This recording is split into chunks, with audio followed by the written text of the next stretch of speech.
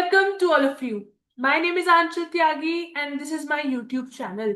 And today we will be starting with Unit 9 of BSOG 173. This particular session will be the part 1 of Feminist Perspective.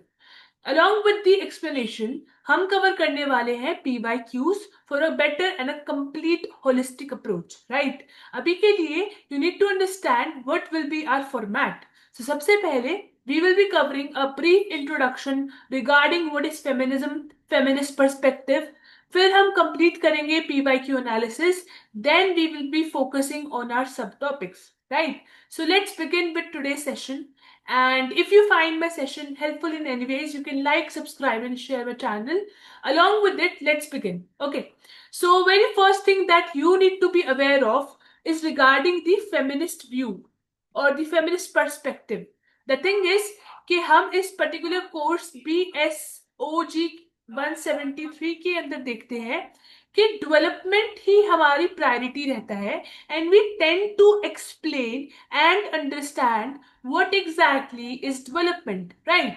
सो हमारे पास development को समझने के लिए बहुत अलग अलग पर्सपेक्टिव्स हैं by various thinkers, philosophers with time. तो टाइम के साथ अलग अलग लोगों ने अपनी अपनी कंट्रीब्यूशन दी, अलग अलग पर्सपेक्टिव, अलग अलग व्यू पॉइंट, कॉन्टेक्स्ट के साथ बातें आगे रखी गई और डेवलपमेंट को एक्सप्लेन करने की कोशिश की गई, राइट? सो उसी में से एक बहुत ही प्रोमिनेंट और एक अलग डिफरेंट एंगल से डेवलपमेंट को एक्सप्लेन करने की कोशिश की गई थी बाय द फेमिनिस्ट पर्सपेक्टिव.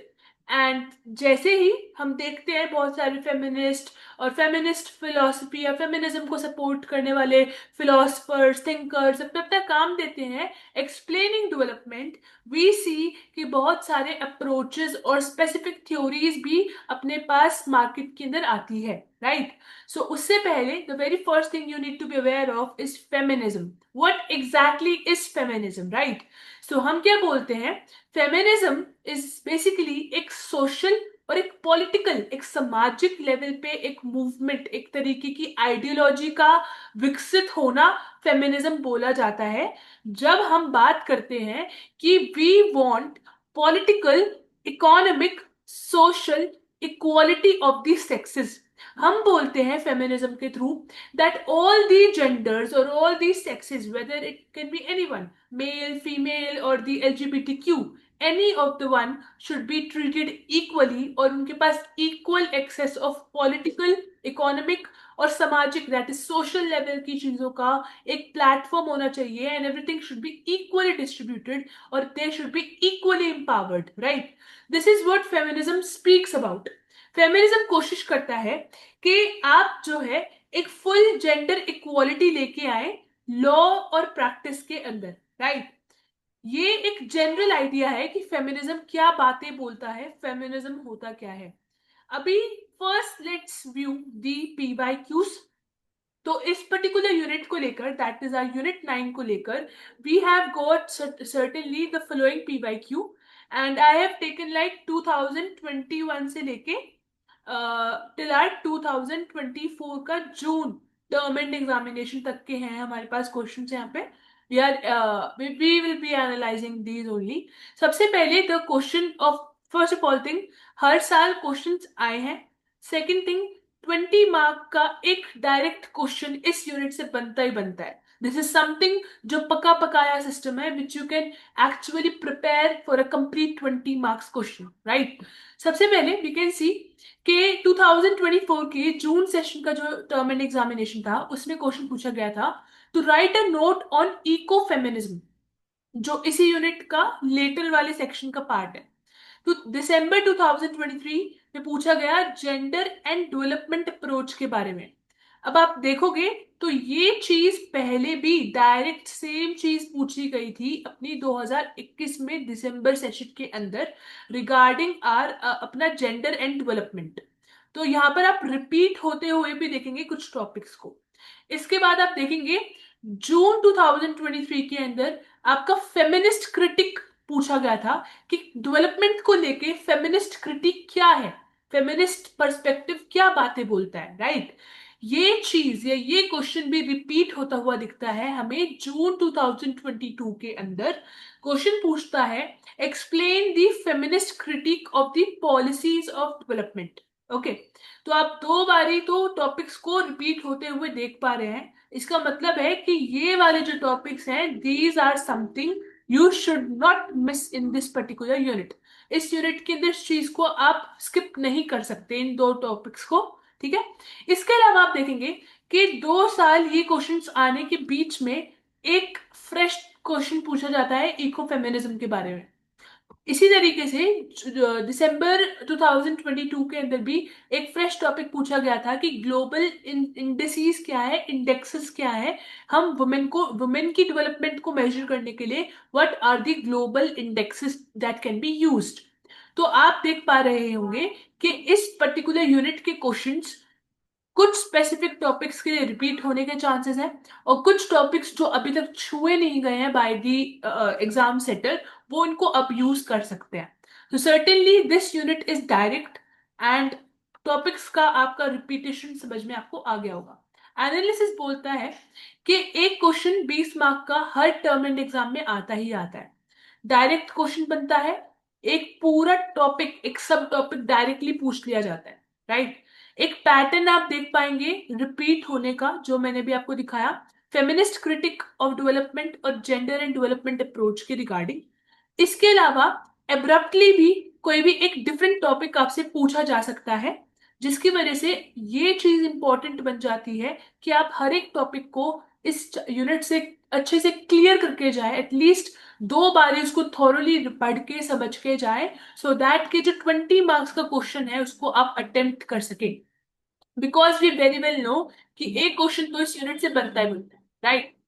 सो अभी let's start with today session, and what exactly we will be seeing is, सबसे पहले हम शुरुआत करते हैं वर्ल्ड डेवलपमेंट रिपोर्ट के बारे में। वर्ल्ड डेवलपमेंट रिपोर्ट, सी, हम बात कर रहे हैं डेवलपमेंट की, जो कि एक सोशल, इकोनॉमिक, पॉलिटिकल चीज है। तो इसके रिगार्डिंग बहुत सारा काम आपको दिखेगा, वर्ल्ड लेवल पे, इंटरनेशनल लेवल पे, नेशनल लेवल पे, स्टेट लेवल पे। उसी में से वी हैव दिस अपना वर्ल्ड लेवल की एक डेवलपमेंट रिपोर्ट आई थी 2012 में। वो बात करता है, ये वाली जो रिपोर्ट है ये बात करती है, जेंडर इक्वालिटी एक कोर चीज है, एक बहुत ही इंपॉर्टेंट चीज मानी जा रही है डेवलपमेंट के लिए। मतलब कि जेंडर इक्वालिटी अगर आप मेंटेन करते हैं, अगर आप जेंडर इक्वालिटी पे काम करते हैं, तो डेवलपमेंट भी कहीं ना कहीं उस नेशन की बहुत ही अच्छे से होने वाली है। इस चीज को ध्यान में रखते हुए ये वाली रिपोर्ट ने अपना काम रखा, और ये बोलते हैं कि just as development means less income, poverty और बेटर एक्सेस टू जस्टिस। जैसे कि हम बोलते हैं कि डेवलपमेंट का मतलब है कि आपके नेशन के अंदर या आपके एक पर्टिकुलर स्टेट या टेरिटरी के अंदर इनकम, पॉवर्टी मतलब कि कम, जो गरीबी वाली पॉवर्टी वाली चीज है वो कम होती है, और लोगों को अच्छे से जस्टिस मिलता है, न्याय मिलता है। अगर आप इस चीज को अगर आप इस चीज को डेवलपमेंट बोलते हैं, तो डेवलपमेंट का मतलब एक और डायमेंशन में भी है। डेवलपमेंट का मतलब ये भी है कि मेल्स और फीमेल के बीच में जो वेलबींग का गैप है, उसको अगर आप ठीक करते हैं तो वो भी डेवलपमेंट बोली जाती है। तो डेवलपमेंट का एक वाइड लेवल पे, एक बड़े स्तर पे डिफाइन करते हुए, उसको दिखाते हुए, उसको एक तरीके से हाईलाइट करते हुए ये रिपोर्ट रखी जाती है, जिसमें बोला जाता है कि डेवलपमेंट सिर्फ इकोनॉमिक टर्म्स में कन्फाइंड नहीं है। इट इज समथिंग जो जेंडर से भी जुड़ी हुई है, जो मेल फीमेल्स की डेवलपमेंट, उनके बीच में एक अच्छी वेलबींग, उनके रेशियो के बीच का जो स्केल है, हर चीज से भी, मतलब एक सोशल और एक स्पेसिफिकली जेंडर लेवल से भी डेवलपमेंट का एक इंटर रिलेशनशिप है। दिस इज समथिंग जो ये रिपोर्ट 2012 में बोलती है। ठीक है। अभी हम बात करते हैं, एक जनरल लेवल की बातें करते हैं, और फिर अपने मेन कॉन्सेप्ट की तरफ आएंगे, और ये आपका बेसिक्स में माना जाएगा। ठीक है। अभी क्या बात है कि आप इन पॉइंट्स को ना अपने आंसर फ्रेमिंग के इंट्रोडक्शन में डालेंगे। ओके। तो इंट्रोडक्शन में आपके पास जब कंटेंट नहीं होता, वो एक्चुअली यहां से आता है। तो ये सब चीजों को आप, इन पॉइंट्स को आप यूज करके अपने आंसर को एक क्वालिटी वाला आंसर बनाएंगे, राइट। अभी अगर हम बात करते हैं सस्टेनेबल डेवलपमेंट की, मतलब कि ऐसा विकास, ऐसी डेवलपमेंट जो बैलेंस्ड है, ठीक है, एक बैलेंस्ड, एक सही स्तर वाली डेवलपमेंट के अंदर जब कभी भी हम एक अपने वर्ल्ड या इंटरनेशनल या स्टेट लेवल पे या नेशनल लेवल पे बात करते हैं, तो वहां पर उसका एक बहुत ही इंपॉर्टेंट पार्ट होती है हमारी वुमेन। ओके, सो हमारी फीमेल या हमारी जो वुमेन पॉपुलेशन है, वो हमारे सस्टेनेबल, एक संपूर्ण, एक बैलेंस्ड विकास या डेवलपमेंट का एक इंपॉर्टेंट पार्ट बन जाती है वुमेन, ठीक है। ये बहुत ही क्लियरली हमें पता भी है और ये दिखता भी है, बट इसके साथ, और ये चीजें बोली भी जाती हैं, ठीक है, हर प्लेटफॉर्म पे चीजें बोली जाएंगी, मैं भी बोलूंगी, बुक भी बोलेगी, पॉलिटिशियंस भी बोलेंगे, सब बोलेंगे, आप खुद भी बोलोगे, लेकिन रियलिटी जो है वुमेन के साथ, उनकी विकास, उनके वेलबींग, उनके डेवलपमेंट के बारे में, वो बहुत डिफरेंट है ऑन दी ग्राउंड लेवल, ठीक है। ये चीज आपको अपने एनवायरनमेंट में हर रोज हर जगह दिखती ही होगी कि वुमेन हाउ एग्जैक्टली, मैं ये नहीं बोल रही कि देर आर सर्टेन सेक्शन जो कि सिर्फ फेमिनिज्म फेमिनिज्म करते हैं और वो वाली लड़कियां actually they are not into actual feminism. हम उस वाले सेक्शन ऑफ सोसाइटी की बात यहाँ पर नहीं कर रहे, हम उस सेक्शन ऑफ सोसाइटी की बात कर रहे हैं जो रियल में पीड़ित हैं, जिनको रियल में जरूरत है, ठीक है, आए दिन जिनकी न्यूज बन जाती है, और रियल में जिनको मोलेस्ट, और आप बोल सकते हैं अंडर पेमेंट की जाती है, उनके साथ बैड बिहेवियर किया जाता है। हम उस वाले सेक्शन ऑफ सोसाइटी की मेजरली इस टाइम पे बात कर रहे हैं। तो हमें पता है कि अगर आपको अपने नेशन का, अपने अपने समाज का एक सस्टेनेबल बैलेंस डेवलपमेंट चाहिए, तो आपको वुमेन को उसका इंपॉर्टेंट पार्ट समझना पड़ेगा और उसको इक्वली ट्रीट करके उसको उस दर्जे पे लेके आना पड़ेगा, ठीक है। अभी प्रोग्रेस जो है ना, हम अलग अलग एरियाज में देखते हैं, लेकिन क्या सेम लेवल पे होती है? अगर मैं बोलती हूँ जो वुमेन इंडस्ट्रियल सेक्टर में काम करती है और एक वुमेन जो एमएनसीज में काम करती है, प्रोग्रेस हो रही होगी दोनों की लाइफ में, क्या सेम लेवल की है? क्या सेम स्केल की है? No, right. सो चेंजेस जो है do not held equal impact. हम देख रहे हैं प्रोग्रेस, कुछ इलाकों में, कुछ क्षेत्र में प्रोग्रेस हो रही है। हो सकता है कि बहुत सारे मतलब सेक्शन ऑफ वुमेन की इनकम लेवल इंक्रीज हो रही होगी, उनको एम्प्लॉयमेंट मिल रही होगी, लेकिन क्या वेलबींग सेम है सबकी? जो आपकी सुविधाएं, आपके जो एक्सेसिबिलिटी है एक अच्छे हेल्थ केयर एजुकेशन सिस्टम का, जो एक वेल एस्टैब्लिश्ड वुमेन जो एक अच्छे अर्बन कल्चर में एक अच्छे प्लेटफॉर्म पे बैठकर एंजॉय करेगी या प्रिवेल करेगी, क्या वो सेम चीज एक मिडिल क्लास या एक लोअर मिडिल क्लास फैमिली या एक मार्जिनलाइज सोसाइटी की वुमेन एंटरटेन कर पाएगी? No, directly the answer is no, there is vast difference. Progress हो रही है, चेंजेस आ रहे हैं, क्या इक्वल इम्पैक्ट पड़ रहा है? सेम स्तर पे सब कुछ हो रहा है? नो, ठीक है। तो हम बहुत डिफरेंस देखते हैं कि कैसे वुमेन को ट्रीट किया जाता है डेवलप्ड नेशंस के बीच में और अंडर डेवलप्ड नेशंस के बीच में, राइट। मैंने आपको example one two one level के, इंटरपर्सनल लेवल के दिए हैं, लेकिन बात हम यहाँ पर ग्लोबल लेवल तक की कर रहे हैं, राइट। तो अभी हम आगे चलते हैं। This was the thing that you need to consider.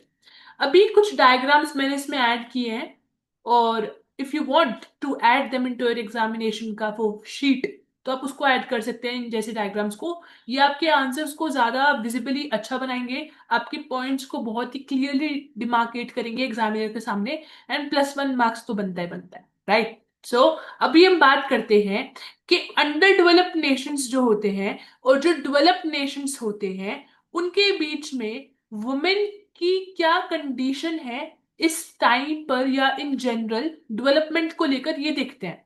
जो अंडर डेवलप्ड नेशन होता है, जो अभी खुद विकसित नहीं हो रहा, जो अभी खुद बहुत चीजों में पीछे है, रिसोर्सेज, टेक्नोलॉजी, हर चीज में पीछे है, ऐसे अंडर डेवलप्ड नेशन के अंदर क्या बात रहेगी कि वहां का जो वुमेन क्लास होगा ना, वो आपके लोअर एंड या फिर एक तरीके से उस देश के विकास से दूर है, वंचित है, ठीक है।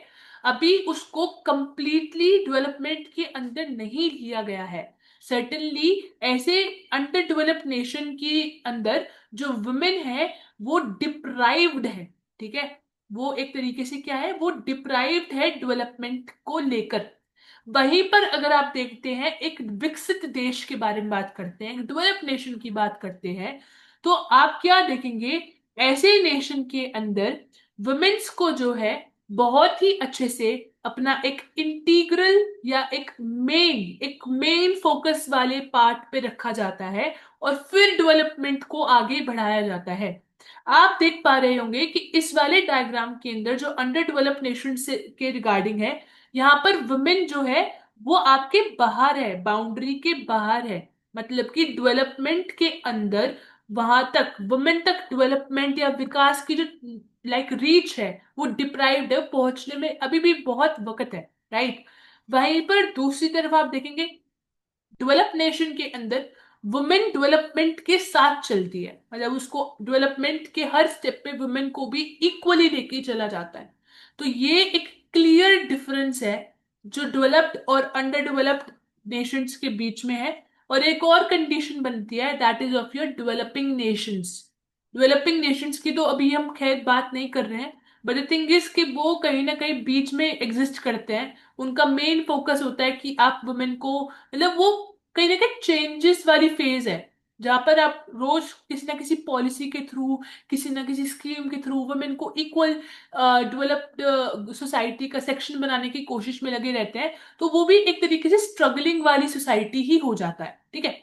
अभी अगर हम बात करते हैं कि एग्जैक्टली 1950s टू 60s के टाइम से लेके 1970s तक के टाइम में ना बहुत डिफरेंस देखा गया। किस चीज में, इन व्हाट सेंस, अप्रोच में, ओके। अप्रोच में बहुत ही डिफरेंस देखा गया वुमेन्स को लेकर अपने नेशन के विकास के टर्म्स में। अभी हम कैसे बात करते हैं कि आप जब बोलेंगे 1950s और 60s के टाइम पे वुमेन, ऑब्वियसली वुमेन हर टाइम से हर जगह पे खड़ी रही है। वुमेन हाउस होल्ड को भी संभालती है, वुमेन सोसाइटी के हर क्षेत्र में, नेशनलिज्म जैसी चीजों में भी खड़ी रही है।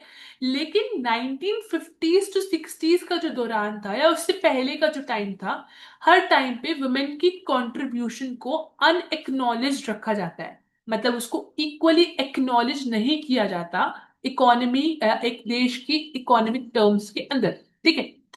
उनको पॉलिटिकल और सोशल पावर्स दूसरे सेक्शन ऑफ सोसाइटी से कम मिलती है या फिर नहीं मिलती थी, ठीक है।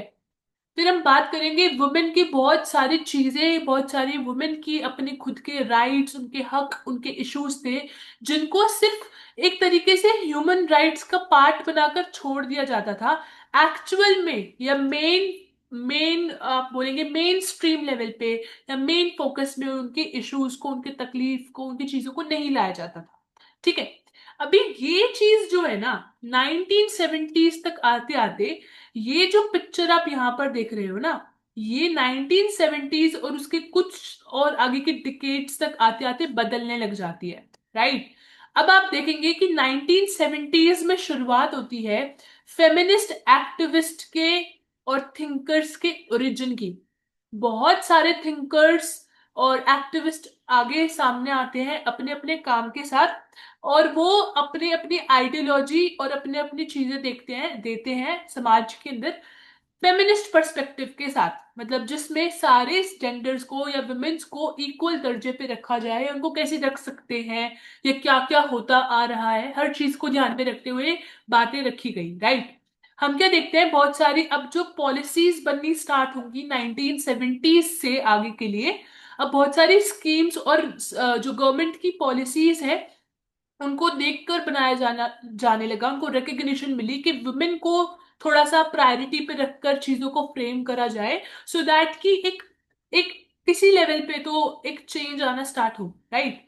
हम क्या देखते हैं, एक कॉम्प्रिहेंसिव या फिर एक वाइड अप्रोच रखी जाती है वुमेन के विकास या डेवलपमेंट को लेकर, जिसके अंदर इकोनॉमिक्स लेवल पे, इकोलॉजी पे, प्रोडक्टिव लेवल पे, पेट्रियार्की, कॉलोनियलिज्म, हर जगह पर उनको जो है धीरे धीरे करके, मतलब हम देखते हैं कि वुमेन को जो है इन एरियाज में फोकस किया जाता है, राइट। अब हम बात करते हैं, अप्रोच आती है अब ना। अब टाइम के साथ ना, हर डिकेड के अंदर ना एक अलग तरीके से वुमेन को फेमिनिस्ट पर्सपेक्टिव जो है अब ना इवॉल्व करता है। हर जैसे 1970s का जो दौरान है, उसमें हम देखेंगे कि वुमेन को डेवलपमेंट का पहली बार पार्ट समझा जाता है। और फिर आप देखोगे 1975 टू 1980 के टाइम पे वुमेन और डेवलपमेंट को साथ में रखा जाता है। फिर हम आगे 1980s में इसी अप्रोच को और विकसित होता हुआ दिखेंगे।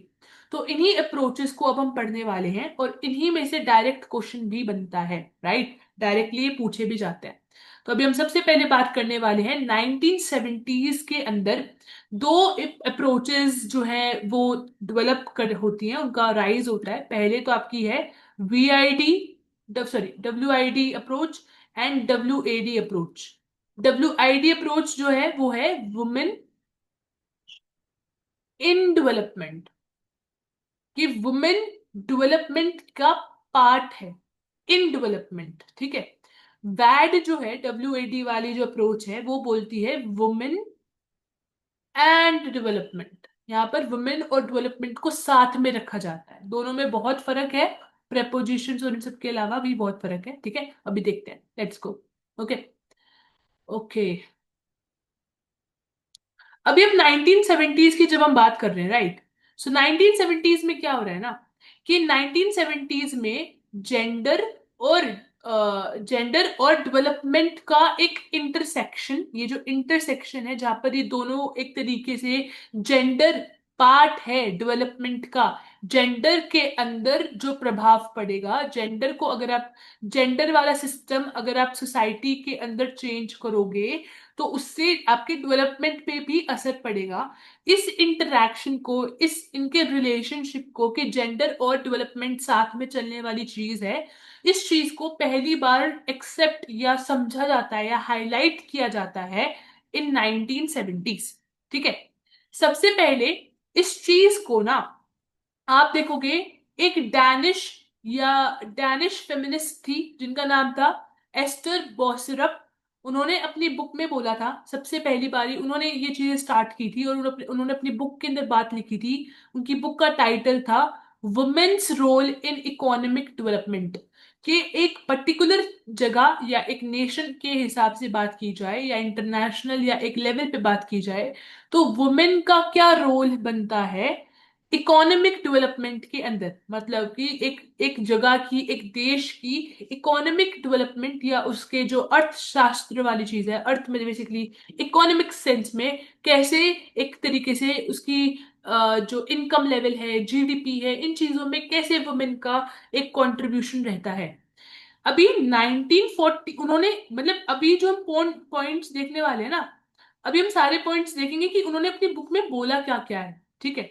तो वो बोलते हैं एक तरीके से, जो अपने डेनिश फेमिनिस्ट हैं एस्टर बॉसरप जो रही हैं, उन्होंने बोला कि 1945 के बाद ना, जो वेस्टर्न डेवलपमेंट मॉडल आता है सबसे पहले, कि जो वेस्टर्न सोसाइटीज हैं, बाहर की जो सोसाइटीज हैं, वेस्टर्न सोसाइटीज हैं, वो अपना एक मॉडल देते हैं डेवलपमेंट को लेकर। वो अपना एक डेवलपमेंट को लेके अपना एक नजरिया सामने, एक मॉडल, एक काम करने का फॉर्मेट रखते हैं, जिसमें वो वुमेन को बाहर निकाल देते हैं, जिसमें वुमेन को इक्वल पार्ट नहीं मिलता, जिसमें वुमेन को एक्सक्लूड किया जाता है।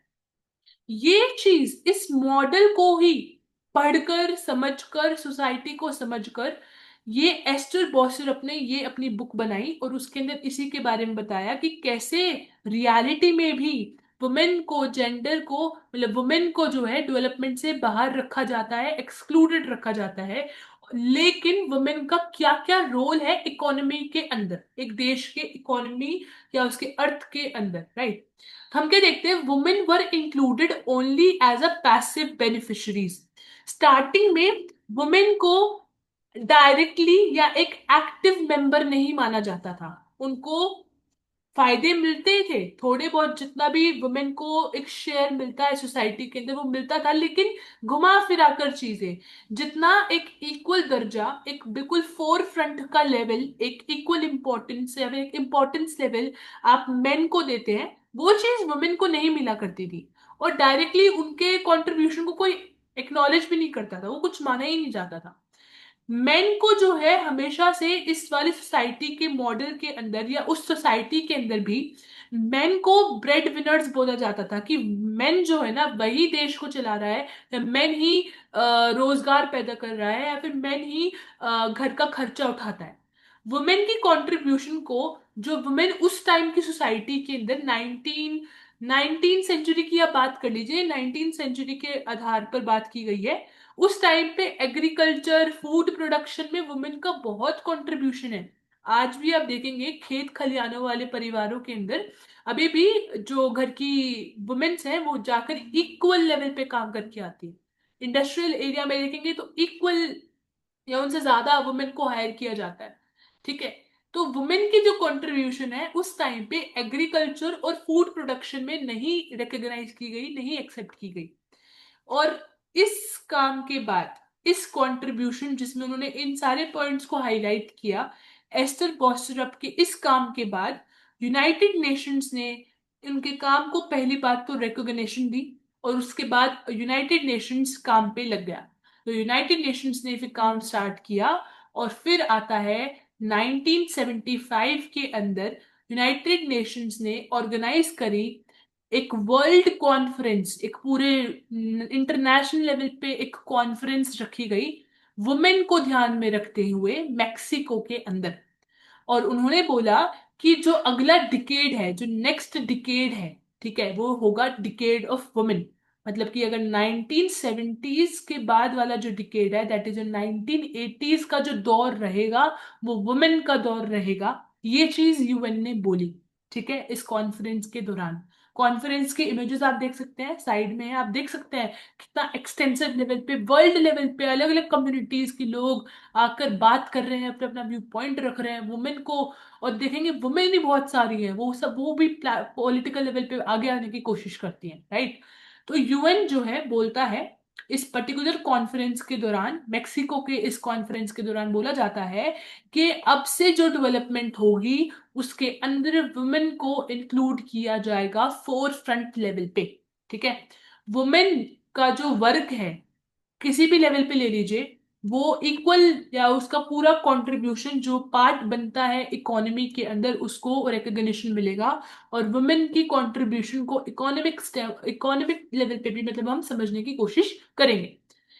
इस पर्टिकुलर कॉन्फ्रेंस के बाद ना आप देखोगे ओरिजिन हो रहा है, शुरुआत होती है, बर्थ होता है किस चीज का?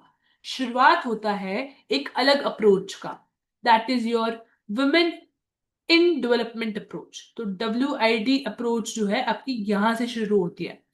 ये जो अप्रोच है जिसके अंदर वुमेन को डेवलपमेंट का पार्ट माना जाता है, ठीक है, वो बोलते हैं कि वुमेन का विकास मतलब देश का विकास, ये चीज बोली जाती है। इस नजरिए पे काम किया जाता है बहुत सारे अलग अलग एनजीओज और पॉलिसी मेकर्स गवर्नमेंट्स के थ्रू। वुमेन का स्टेटस जो है उसको एक इनडायरेक्ट तरीके से एक पैसिव पर्सन से लेके एक्टिव, मतलब फोर फ्रंट पे वुमेन का स्टेटस बढ़ाया जाता है। और वुमेन के लिए उनको फंड्स एक्सेस किए जाते हैं, उनको इकोनॉमिक लेवल पे फंड्स जो है वो पहुंचाए जाते हैं फॉर देयर डेवलपमेंट और उनकी इकोनॉमिक लेवल को ठीक करने के लिए। ठीक है।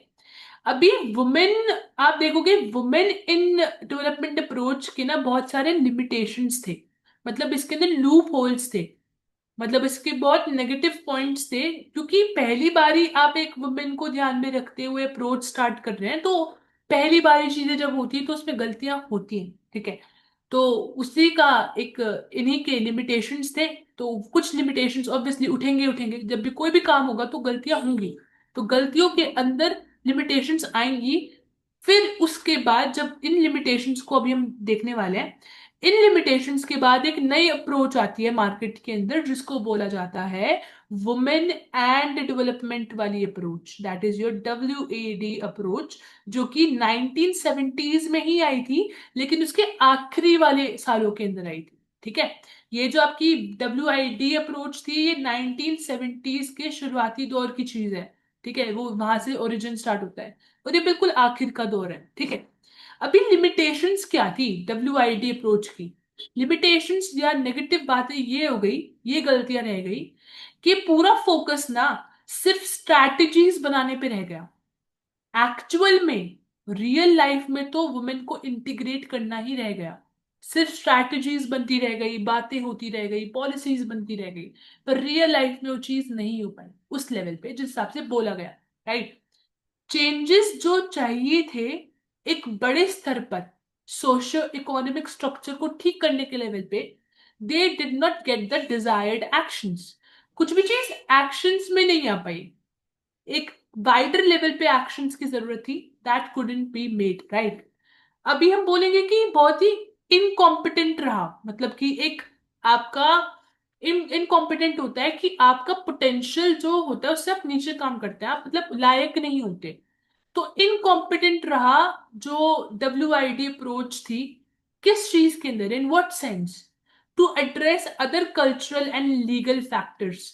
जो वुमेन को अनइक्वल स्टेटस मिला, या वुमेन का जितना एक्सप्लॉयटेशन हुआ throughout the ages, throughout the decades, या वो डेवलपमेंट का पार्ट नहीं बने, उनको फंड्स नहीं मिले, उसके लिए ना और भी बहुत सारे कल्चरल और लीगल फैक्टर्स भी रिस्पॉन्सिबल है। उनके ऊपर तो ध्यान ही नहीं दिया। These were the limitations of WID approach. Right. इन्हीं लिमिटेशंस को ध्यान में रखते हुए नई अप्रोच WAD अप्रोच आती है मार्केट में।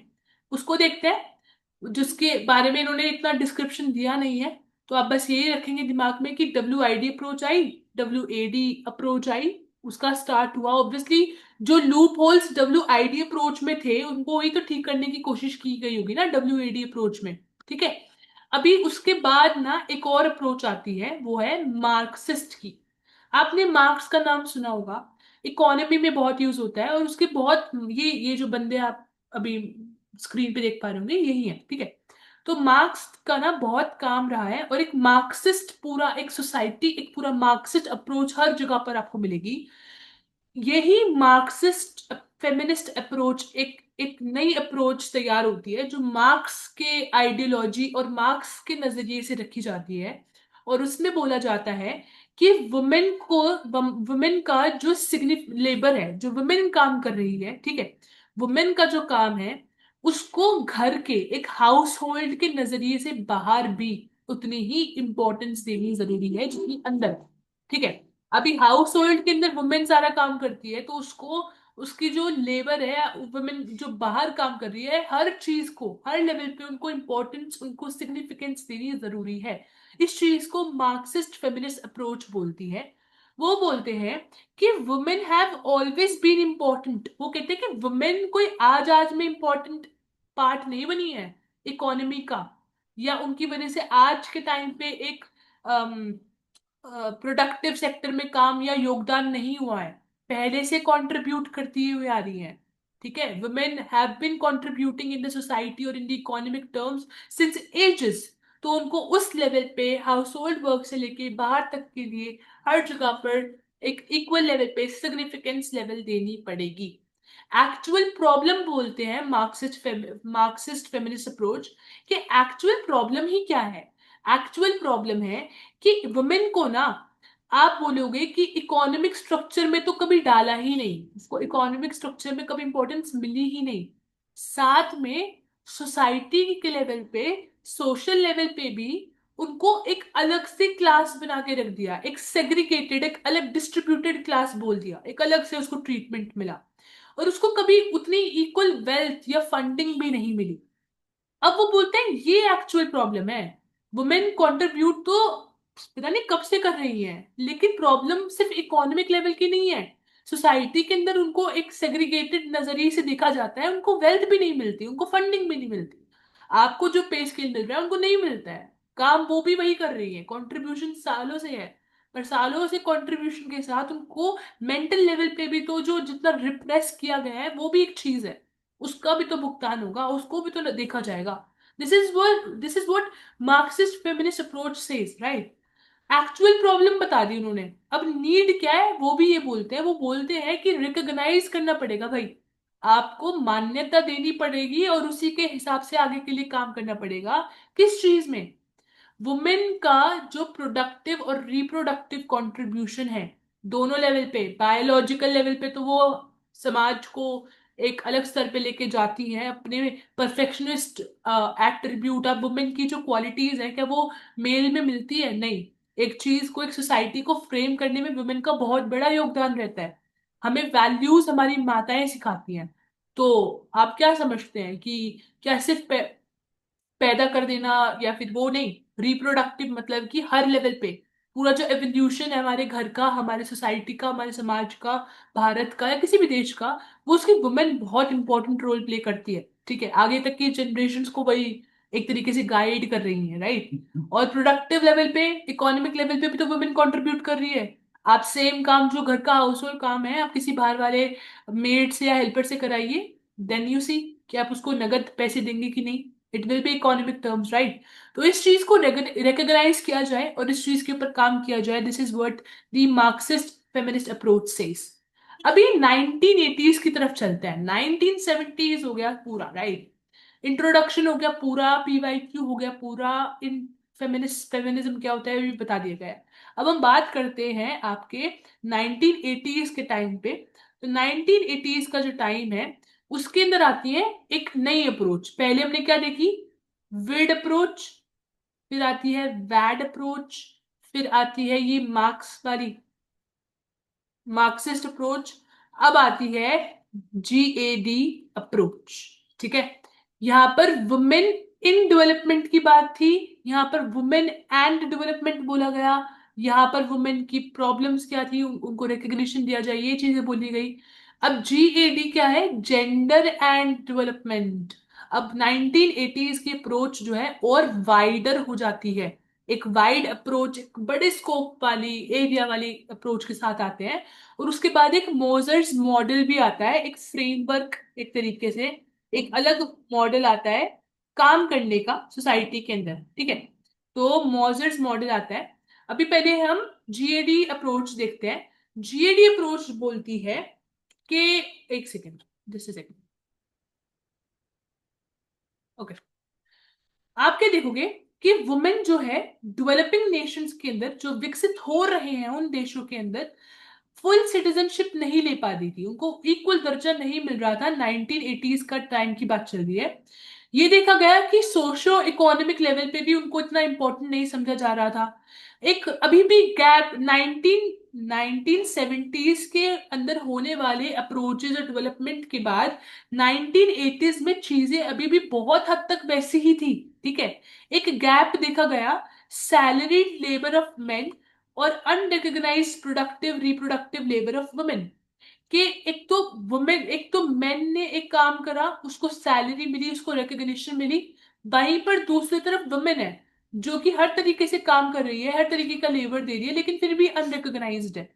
सैलरी की तो दूर की बात है। ठीक है, इस गैप को देखा गया, इस गैप को रिकग्नाइज किया गया। और फिर एक नई अप्रोच आती है जिसको हम बोलते हैं जेंडर एंड डेवलपमेंट अप्रोच। ये जो अप्रोच है ये सोशलिस्ट फेमिनिस्ट थॉट के, मतलब वही feminist thought, feminist thinkers, activist के थ्रू ही तैयार हुई। और इसके अंदर समझा गया कि डेवलपमेंट का क्या इम्पैक्ट पड़ता है दोनों के ऊपर, मेन और वुमेन के ऊपर। अगर आपके देश के अंदर डेवलपमेंट होगी या विकास होगा या किसी भी एक क्षेत्र का विकास होगा, तो उसका जो इम्पैक्ट है वो मेन पे कितना पड़ता है, कैसे पड़ता है, और वुमेन पे कैसे पड़ता है और कितना पड़ता है। क्योंकि मेन ऑब्वियसली एक दर्जा, एक लेवल ऊपर है वुमेन से, तो उनके ऊपर और डेवलपमेंट होगा और विकास होगा तो वो तो और ऊपर चले जाएंगे, हर चीज में और आगे निकल जाएंगे। लेकिन वुमेन जो ऑलरेडी रिप्रेस्ड है उसके ऊपर अब थोड़ा ध्यान दिया जाएगा तो वो थोड़े लेवल से ऊपर आएंगी। तो दिस इज व्हाट ये समझने की कोशिश करना चाहते थे इस अप्रोच के थ्रू। ये अप्रोच इंश्योर करती है कि दोनों मेन और वुमेन दोनों को इक्वल पार्टिसिपेशन मिले, इक्वल पार्टिसिपेशन लेवल मिले डेवलपमेंट पॉलिसीज के अंदर, और दोनों को इक्वली ट्रीट किया जाए, इक्वल बेनिफिट्स मिले। ये बोलते हैं कि उनकी वेलबींग भी इंपॉर्टेंट है, उनका उनके हर चीज के साथ इक्वालिटी, हर चीज ट्रीटमेंट के साथ वेलबींग भी उनकी इंपॉर्टेंट है। ये जो आपकी अप्रोच है GAD, gender and development approach, ये पेपर में डायरेक्टली पीवाईक्यूज के अंदर अब से पहले 2 बार पूछा जा चुका है, ये इसके ऊपर क्वेश्चन। ठीक है, सो ये वाली जो स्लाइड है पीछे वाली, दिस स्लाइड, यहां से this slide, then your this slide and your this slide is very important, right. और इसको लिखने के लिए इंट्रोडक्शन भी चाहिए होगा। इंट्रोडक्शन, क्या क्या इंट्रोडक्शन है जो अब तक हमने पढ़ा पीछे, उसको पहले आप इंट्रोडक्शन में डालेंगे एक से दो पॉइंट पे, और फिर डायरेक्टली इसी अप्रोच की बात करेंगे। आंसर को फ्रेम करना भी सीखना जरूरी है, राइट। तो अभी हम बात कर रहे हैं इंपॉर्टेंट टॉपिक के बारे में, which is your gender and development approach, GAD, right. ये इसके बारे में एक दो पॉइंट अपने पीछे वाली स्लाइड में मैंने डाले थे, अब बाकी पॉइंट सारे यहाँ पर हैं, ठीक है। तो पे योर कंप्लीट फोकस है, राइट। सो हम क्या बोले कि जेंडर एंड डेवलपमेंट अप्रोच जो है एसोसिएटेड है, जुड़ी हुई है डेवलपमेंट के साथ, जिसके अंदर हम चाहते क्या है कि सोशल और जेंडर रिलेशंस जो सोसाइटी में है, सामाजिक लेवल पे, जो जेंडर के रिलेशंस हैं और जेंडर और सोसाइटी का जो रिलेशन है, उसके अंदर भी चेंजेस आए। तो हम चाह रहे हैं कि वुमेन मेन के अंदर उनका विकास हो, उनको बेनिफिट्स मिले, उनको इक्वल ट्रीटमेंट मिले, लेकिन एक मेन का और एक वुमेन का जो एक रिलेशन है समाज के साथ, उसको भी चेंज किया जाए, उसके अंदर भी एक अलग पर्सपेक्टिव, एक अलग नजरिए से काम किया जाए, राइट। सो डेवलपिंग प्रोग्राम्स बहुत सारे इसके तहत, मतलब जेंडर एंड डेवलपमेंट अप्रोच ही अब मेजरली यूज की जाती है, और इसके तहत बहुत सारे प्रोग्राम्स तैयार किए गए so as to address violence against women. Women के अगेंस्ट जो जो वायलेंस होता है उसको खत्म करने के लिए प्रोग्राम्स तैयार किए गए, प्रोजेक्ट्स निकाले गए, जिसके अंदर हम लेबर को डिवाइड कैसे करेंगे मेन और वुमेन के बीच में, और बेसिकली जो रिसोर्सेज हैं, जो आपके रिसोर्सेज में सब कुछ आता है, ठीक है, उसमें टाइम, मनी, सैलरी से लेके खाना पीना, फूड, लाइफस्टाइल, सिक्योरिटी, और हर चीज रिसोर्सेज में आती है। तो वुमेन और मेन के बीच का जो ये रिसोर्सेज पे जो कंट्रोल है, या आपको एक वुमेन को जो रिसोर्सेज मिलते हैं और जो मेन को रिसोर्सेज मिलते हैं, वो उनमें डिफरेंस है, वास्ट डिफरेंस है। मेन को ज्यादा छूट है रिसोर्सेज यूज करने की, एक्सप्लॉइट करने की, लेकिन वहीं पर वुमेन अपने लाइफ से ही नहीं निकल पाती, सोशल स्टेटस से नहीं निकल पाती, तो रिसोर्सेज का अच्छे से कंप्लीट यूज तो क्या करेगी। तो इस चीज को ध्यान में रखते हुए रिसोर्सेज को एड्रेस किया जाए कि रिसोर्सेज इक्वली डिस्ट्रीब्यूट हो, बेनिफिट्स इक्वली डिस्ट्रीब्यूट हो, लेबर इक्वली डिस्ट्रीब्यूट हो, वायलेंस को कम किया जाए, राइट। हर चीज के ऊपर जो है हर तरीके से बात की गई इस अप्रोच के अंदर, ठीक है। कुछ चीजें ये भी हुई कि जो स्टेट है, जो आपका नेशन की गवर्नमेंट है, गवर्नमेंट रिस्पॉन्सिबिलिटी ले कि वो जो है सोशल रिप्रोडक्शन रोल जो वुमेन प्ले करती है, एक बच्चे को, एक चाइल्ड को, एक पूरी जनरेशन को नर्चर करने का जो रोल, मतलब वुमेन अदा करती हैं, ठीक है, उसकी भी रिस्पॉन्सिबिलिटी और उसको सपोर्ट मिले अच्छे से वुमेन के इस रोल को भी, ठीक है। वो एक अलग रोल है जो कि मेल्स पूरा नहीं कर पाते जिस हिसाब से वुमेन करती है, राइट। तो उसको उस तरीके से अपलिफ्टमेंट, उसको फंडिंग भी वैसे मिले, राइट। इसीलिए आप देखेंगे बहुत सारी स्कीम्स वुमेन, जो स्पेसिफिकली वो वाली वुमेन जो प्रेग्नेंट है और जिनके पास अभी एक छोटा यंग बेबी है, उनके लिए बहुत सारी स्कीम्स निकाली जाती हैं, क्योंकि वो उसके उनके उस रिस्पॉन्सिबिलिटी को, उनके उस एक्शन को, उसके रोल को भी मान्यता, रिकग्निशन, सपोर्ट देने की जरूरत है, राइट। ओके, सो हम बात करेंगे the way these roles are analysed और what affect what becomes a priority within a development project. आप देखोगे अभी तक हमने अलग अलग प्रोजेक्ट देखे, कुछ प्रोजेक्ट वायलेंस को ध्यान में रखे थे, कुछ प्रोजेक्ट वुमेन के लेबर को और रिसोर्सेज के ध्यान में रखे थे, कुछ स्पेसिफिकली उन वुमेन के लिए थे जो नर्चर करती हैं, केयर करती हैं चिल्ड्रन को, उनके लिए थे। और इसके अलावा बहुत सारे अलग अलग प्रोजेक्ट निकलते हैं। यहाँ पर बोला जा रहा है कि आपका एक पर्टिकुलर प्रोजेक्ट किस चीज को टारगेट कर रहा है, ठीक है, ये चीज दिखाती है कि आप किन चीजों को, किस रोल को कितनी मान्यता दे रहे हैं, कितना वेटेज दे रहे हैं, राइट। तो ये एक जनरल पॉइंट है, राइट। इसके अलावा फोकस किया जाए सोशल वेलबींग के ऊपर, मतलब सामाजिक तौर पे जो वेलबींग इंसान की होती है, वुमेन की होती है, उसके ऊपर भी फोकस किया जाए। ये चीजें आपकी GAD अप्रोच की हैं।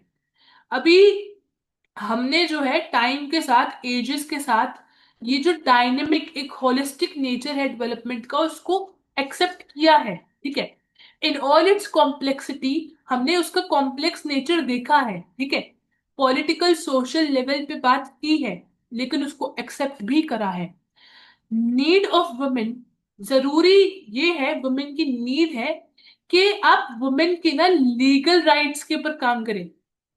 वुमेन को वुमेन को पॉलिटिकल लेवल पे भी उनको एनहेंस करने का काम करना जरूरी है। इसके अलावा हम क्या देखते हैं, हमें जरूरत है कि हम वुमेन को ना उनकी बेसिक नीड्स से ना अब आगे की उनकी जो स्ट्रैटेजिक नीड्स है उनको फोकस बनाया जाए। वुमेन की बेसिक नीड्स तो बेसिक जरूरी है ही, लेकिन उनकी कुछ स्ट्रैटेजिक नीड्स हैं जिनके ऊपर काम किया जाए। अभी स्ट्रैटेजिक नीड्स के ऊपर जब हम काम करते हैं, वुमेन की लीगल राइट्स और इन सब के ऊपर काम करने के बाद कुछ जो स्ट्रैटेजिक नीड्स के ऊपर काम करने के तरीके के साथ हमारे पास आता है एक अलग मॉडल।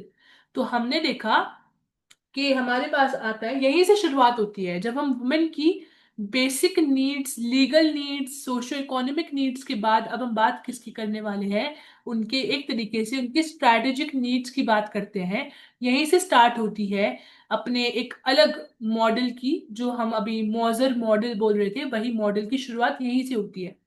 हम बोलते हैं कि एक फेमिनिस्ट थी कैरोलीन मॉजर, और उन्होंने अपना एक मॉडल दिया, एक जेंडर प्लानिंग मॉडल दिया, जिसके अंदर टाइटल यही है, नाम यही है, gender planning in third world. आज के जो विकसित सोसाइटी है, आज का जो जनरेशन चल रहा है, आज का जो एरा चल रहा है, इसको ध्यान में रखते हुए जेंडर को प्लान करना, उनकी नीड्स को कैसे समझना, इस चीज को ध्यान में रखते हुए एक मॉडल आता है जिसमें वो बोलते हैं कि प्रैक्टिकल और स्ट्रैटेजिक जेंडर नीड्स जो है उनको फुलफिल किया जाए, राइट। हम क्या बोलते हैं यहाँ पर इस मॉडल के अंदर, हम देखेंगे उन्होंने डिफरेंशिएट किया है, अलग अलग मतलब विभागित रूप पे बताया है कि प्रैक्टिकल और स्ट्रैटेजिक नीड्स क्या है वुमेन की, और उनको अब हमें अपना फोकस बनाना चाहिए। बेसिक नीड के बाद अब हमें आगे वाले लेवल पे बात करनी है और एक तरीके से अपना स्कोप को वाइडन करना है, राइट। सो प्रैक्टिकल नीड्स वर कि वुमेन को बेसिक नीड्स पूरी हो जाए, फूड शेल्टर मिले, ये प्रैक्टिकल नीड्स हैं, बेसिक नीड्स हैं। अभी स्ट्रैटेजिक नीड्स क्या बोलती है, स्ट्रैटेजिक नीड्स बोलती है इक्वल वर्क मिल रहा है तो इक्वल पे भी मिले, ठीक है। कंट्रोल ओवर देयर सेक्सुअलिटी और रिप्रोडक्टिव राइट्स मिले, मतलब इफ आई वांट और if any person wants to prefer a particular sex, तो वो उनको वही मिले, लाइक एज एन उनका सेक्सुअल ओरिएंटेशन उनके हाथ में हो। रिप्रोडक्टिव राइट्स जो है, whether a particular lady wants to bear a child, उसको नर्चर करना है कि नहीं करना, कैसे करना है, क्या चॉइसेस हैं, ये सब कुछ उनको हक मिलना चाहिए। और उनको जेंडर बेस्ड वायलेंस से बचाया जाए। आपने बहुत सारे वर्क्स प्रोजेक्ट्स देखे होंगे जिसमें बताया जाता है क्लियरली कि कितना वॉयलेंस और कितना एक्सप्लॉयटेशन वुमेन समझ के किया जाता है, रेप्स, थ्रेटन्स, आपके जो ये प्री बर्थ जो ये आपके अबॉर्शंस होते हैं, आपने बहुत सारी मूवीज भी देखी होंगी, डॉक्यूमेंट्री देखी होंगी, बहुत कुछ किया जाता है जेंडर बेस्ड वायलेंस के ऊपर ध्यान रखा जाए, ठीक है। ये चीजों को हमने जो अपने कैरोलिन मॉजर के मॉजर मॉडल में ये सारी चीजों को बातें करते हुए देखा गया। इंटरनेशनल मतलब कि ग्लोबल लेवल पे रिकॉग्नाइज किया जाए, बेसिकली एक तरीके से इंटरनेशनल रिकग्निशन हर एक चीज को चाहिए होती है एक अच्छे लेवल पे काम करने के लिए। इसीलिए इस मॉडर्न मॉडल को भी यूनाइटेड नेशंस ने और वर्ल्ड बैंक जैसी ऑर्गेनाइजेशंस ने, संस्थाओं ने बेसिकली रिकग्नाइज कर लिया था, और इसको यूज भी किया जाता है। मतलब जीएडी वाला जो मॉडल था, ये वाला, और मतलब जीएडी अप्रोच और मॉडर्न मॉडल, दोनों को आज के टाइम पे बहुत सारी चीजों में, बहुत सारे प्रोजेक्ट्स में यूज किया जाता है, राइट। तो उसकी अप्रोच बढ़ाई जाती है। इसी के साथ आपका पार्ट 1 होता है कंप्लीट। आई होप आपको टॉपिक समझ में आ गया होगा। डाउट है तो प्लीज कमेंट बॉक्स में डालिए, मेल भी कर सकते हैं, it is all available to you. दूसरी चीज, do like subscribe and share the channel, अगर गलती से भी हेल्प मिली होगी या कंटेंट अच्छा लगा हो तो, ठीक है। इसके अलावा एक और चीज कि do join my Telegram channel for latest updates and stuff. And इसके अलावा एक और चीज, to take care and let's meet in the another session, right. तो इस तब तक के लिए बाय बाय।